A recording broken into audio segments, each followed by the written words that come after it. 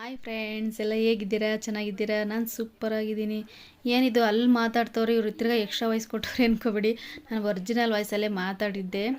ಏನಕ್ಕೆ ಹಿಂಗೆ ರೆಡಿಯಾಗಿದ್ದೀನಿ ಅಂತ ಹೇಳೋಣ ಅಂತ ಅಂದ್ಬಿಟ್ಟು ಆ ವಾಯ್ಸ್ ಅದೇನೇನೋ ಆಗಿ ಒಂಚೂರು ಬರ್ತೈತೆ, ಒಂಚೂರು ಏನೋ ಬರ್ತಾಯಿಲ್ಲ, ಟಕ್ಕಾಗಿ ಬರ್ತಾಯಿತ್ತು. ಅದಕ್ಕೇ ತಿರ್ಗಾ ಅದನ್ನು ಮ್ಯೂಟ್ ಮಾಡಿ ಎಕ್ಸ್ಟ್ರಾ ವಾಯ್ಸ್ ಕೊಡ್ತಾಯಿದ್ದೀನಿ. ಏನಕ್ಕೆ ಈ ಥರ ಗ್ರೀನ್ ಆ್ಯಂಡ್ ಮೆರೂನ್ ಕಾಂಬಿನೇಷನ್ ಸೀರೆ ಚೆನ್ನಾಗಿದೆ, ಎಲ್ಲ ಚೆನ್ನಾಗಿ ಕಾಣಿಸ್ತಾ ಇದ್ದೀನಿ. ನಾನು ನೋಡ್ರೆ ನನಗೆ ದೃಷ್ಟಿಯಾಗುತ್ತೆ, ಅಷ್ಟು ಚೆನ್ನಾಗಿ ಕಾಣಿಸ್ತಾ ಇದ್ದೀನಿ. ಏನಕ್ಕೆ ಹಿಂಗೆ ರೆಡಿ ಆಗಿದ್ದೀನಿ ಅಂತ ನಮ್ಮ ರಿಲೇಟಿವ್ಸ್ ಮದುವೆ ಇತ್ತು ಫ್ರೆಂಡ್, ಅದಕ್ಕೆ ಹೋಗೋಣ ಅಂತ ಅಂದ್ಬಿಟ್ಟು ರೆಡಿಯಾಗಿದ್ದೆ. ಸಂಜೆ ಆಲೆ 7 ಗಂಟೆ ಆಗ್ಬಿಟ್ಟಿತ್ತು. ರೆಡಿಯಾಗಿ ಕ್ಯಾಬ್ ಹಾಕಿದ್ದೆ. ಕ್ಯಾಬ್ ಬರೋವರೆಗೂ ವೇಟ್ ಮಾಡಬೇಕಲ್ಲ ಅಂತ ಅಂದ್ಬಿಟ್ಟು ನಿಮಗೆ ವೀಡಿಯೋ ಮಾಡೋಣ, ಒಂದು ಇನ್ಸ್ಟಾಗ್ರಾಮ್ಗೆ ಹಾಕೋಣ ಅಂತ ಅಂದ್ಬಿಟ್ಟು ವೀಡಿಯೋ ಮಾಡಿದೆ ನೋಡಿ. ಆಮೇಲೆ ಕ್ಯಾಬ್ ಅಂತೂ ಕ್ಯಾಬಲ್ಲಿ ಹೋಗ್ತಾ ಇದ್ದೀವಿ. ನನ್ನ ಮಗಳು ನೋಡಿ ಏನು ಸ್ಟೈಲ್ ಮಾಡ್ತಾಳೆ, ಎಷ್ಟು ಚೆನ್ನಾಗಿ ಕಾಣಿಸ್ತಾಳೆ ನನ್ನ ಮಗಳು.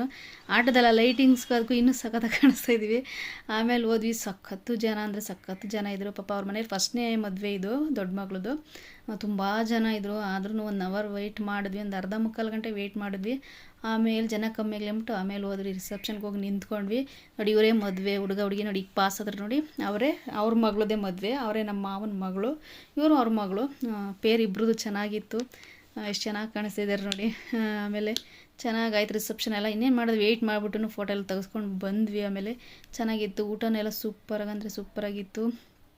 ಊಟನೆಲ್ಲ ಮಾಡಿಕೊಂಡು ಆಮೇಲೆ ಹೊರಟು ಬಂದ್ವಿ ಆಚೆಗೆ ಬರೋಣ. ಇವ್ರು ಏನಕ್ಕೆ ಹಿಂಗೆ ಕೈ ಹಿಡ್ಕೊಂಡು ಹೇಳ್ಕೊಂಡು ಹೋಗ್ತಾರೆ ಅಂದರೆ, ಇವಾಗ ಲೇಟಾಗಿ ಬಂದಿದ್ದೀರಾ, ತಿರ್ಗಾ ಬೆಳಗ್ಗೆಗೂ ಬನ್ನಿರಿ ಅಂತ ಅಂದ್ಬಿಟ್ಟು ಇದು ಮಾಡ್ತಾಯಿದ್ರು. ಒಂದು ಸರಿ ಬರ್ತೀವಮ್ಮ ಅಂದ್ಬಿಟ್ಟು ಇದು ಮಾಡ್ತೀವಿ. ಆಮೇಲೆ ಊಟಕ್ಕೆ ಹೋದ್ವಿ, ಊಟ ಎಲ್ಲ ಮಾಡಿದ್ವಿ. ವೆರೈಟಿ ಎಲ್ಲ ಮಾಡಿದ್ರು. ನನ್ನ ಫೇವ್ರೆಟ್ ಸ್ವೀಟ್ ತಿಂತಾಯಿದ್ದೀನಿ ನೋಡಿ.